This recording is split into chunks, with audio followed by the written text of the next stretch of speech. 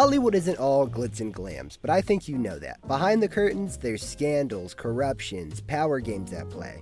This is true today and when what we know as Hollywood was first created. Hollywood has always had horror stories and scandals coming out of it. I mean, it's pretty common knowledge what they put Judy Garland through in The Wizard of Oz, such as getting her addicted to barbiturates and amphetamines in order to keep her thin and energized. She actually was not on a cigarette diet, that is a myth. Or the fact that the Tin Man had to be hospitalized due to all the real aluminum that they used to paint him with, or aluminium. And he had to be hospitalized, and the studio got pissed at him for having to be in the hospital, and they immediately replaced him. Hollywood is filled with stories like this, and even continue today. Look at stories like Dan Schneider, who abused his power and did things to children. I'm not going to talk about it, but you know about it. It's pretty fucked up. Hollywood has always been hellish, but now with Hollywood Animal, the brand new tycoon game, you get to live through the life of a studio owner during the golden age of Hollywood. Hollywood has always had a dark side, and Hollywood Animal doesn't hide you from it. In fact, it sort of relishes in showing you a realistic look at what it was like managing stars. In this tycoon game, you take on the role of a studio head starting in 1929.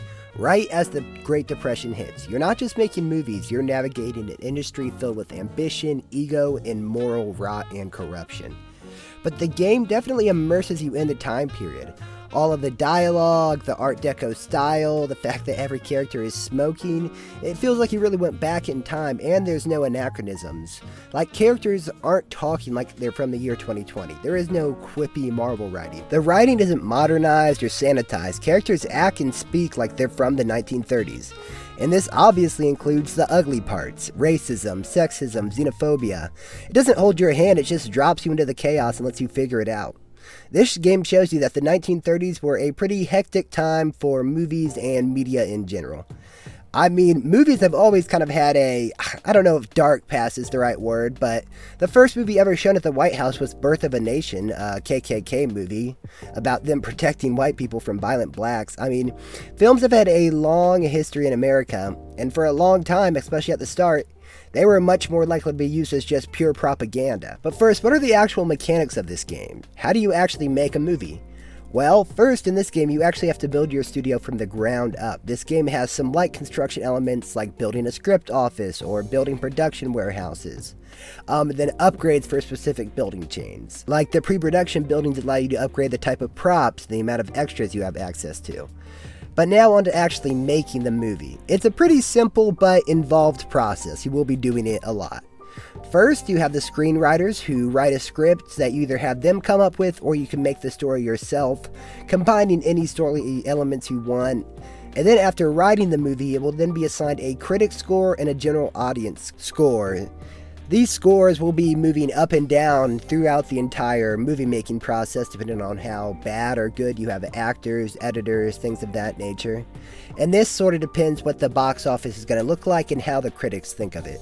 Once you're done with the script, it then goes into pre-production. That's where you assign what actors, directors, cinematographers are working on it.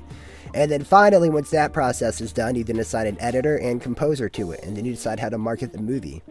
Once you're done with the tutorial, you're going to have to decide yourself what magazines to use, what billboards, what audience you want to play at in order for the movie to succeed.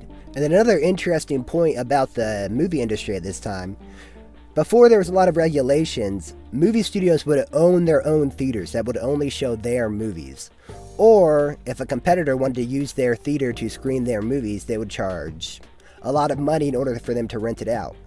So when you buy this movie studio, it already has a bunch of its own theaters. If you want a bigger audience, you're going to have to buy more movie theaters or rent from competitors. But eventually your competitors won't even let you rent their movie theaters anymore. So it's best for you to buy a lot early, sort of monopolize the market. Of course, beyond making movies and making money off of those movies, you also have to deal with the world at large, and other issues that arise with you owning a big movie studio. Things that movie studios in real life actually had to contend with. There's things like dealing with the mob, who might want you to cough up some money or make a movie about something they want. You'll also have to deal with the German embassy wanting you to make movies and showcase German actresses. And all of these relationships give you benefits. You have to decide whether it's worth the moral and physical cost of dealing with these people, though. So sometimes you're dealing with corrupt mayors, the police. You have a relationship with all these people that you sort of have to give up things in order to benefit from. If there's a situation in a game where the German embassy might want to give you $1 million to make a movie with the script that they have, but in order for it to go through, they will want you to fire all the black people or all the Jews at your movie studio. Or maybe the police chief wants to meet a favorite actors of his that your studio employs, and you have to be willing to scratch his back. Certain situations like that will arise.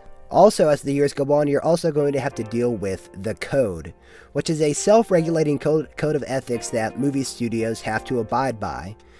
This is sort of a way for them to not have to deal with government regulations, so they decide to regulate themselves instead. To abide by this code, you can't really make movies about anything too risque or un-American. Although some critics also don't like these un-American movie pieces, like things like including divorce or the protagonist killing themselves. Things that are pretty unpalatable to a 1930s audience. Not just building a studio in a vacuum. History is punching through the screen. There's also lots of other fun problems to solve when it comes to making movies and dealing with actors and the directors. Maybe they're eccentric. Like there's a scenario where you're making a Western movie and your director wants to set an actual horse on fire for a shot. So you can choose to let him do this, but it's going to make your crew upset, but it might make the movie better. Or you can shut him down, making the movie worse and demoralizing the director, but the crew is happy. There's a bunch of fun, wacky scenarios to deal with, and then there's some also more serious situations. Not that killing a horse isn't serious, but you might need to manage your actors' drunkenness because they're addicted to alcohol, so they're always showing up to the set drunk or they can't show up on time. This game is a lot of fun. It's a really interesting game to figure out, especially once you start making some money and can afford to hire better actors and directors. You start unlocking more movie settings and story ideas. The game is still in early access, but there is a lot to do now. It's a lot of fun just making movies, expanding, getting better at it. Of course, not everything is unlocked yet with it being early access. There are still certain building upgrades and other features that you can't access yet. But the game already does have a roadmap up. There are a couple of issues I have with the game, although they're pretty superficial. I think the biggest issue I have with the game is really just the animations being too long. And if you played the game or you're just watching my gameplay on the screen, you might have noticed that as well. There are animations for almost everything, whether you're making a script or doing pre-production or hiring an actor. And you have to sit through a pretty long animation every time. Which, I mean, the animation is really good looking, but it's sort of like a laugh track in a sitcom. It sort of takes away from the game after a while. But they've already talked about shortening this window, making you able to skip through it. I think that'll do a lot for just the quality of life in the game. I also think that independent movie theaters should be opening throughout the whole game, instead of there only being a set amount, because you run out of independent movie theaters to buy pretty quick. And even when there is a monopoly like this in the market where they're just going to buy up any independent theaters, people were still opening them. I mean, even when like the oil monopolies were going on, the robber barons, people would just keep on opening them because they knew there'd be a guaranteed payday because somebody else would buy it immediately. So I do wish that there was just a bit more of those opening throughout the game. But as I said, those are my biggest criticisms. I think the game does everything great. I mean, it's definitely a pretty unique concept of having a period piece, but you're a movie tycoon maker. And they do a lot with that. So I definitely recommend the game. It's a pretty good 8 out of 10. I think as it sort of leaves early access and starts to get all of its features and they bring full content it's supposed to take place over 30 years. So I definitely think that it'll only get better from here. That is all I have. Please like and subscribe if you made it this far. And remember that Jesus loves you.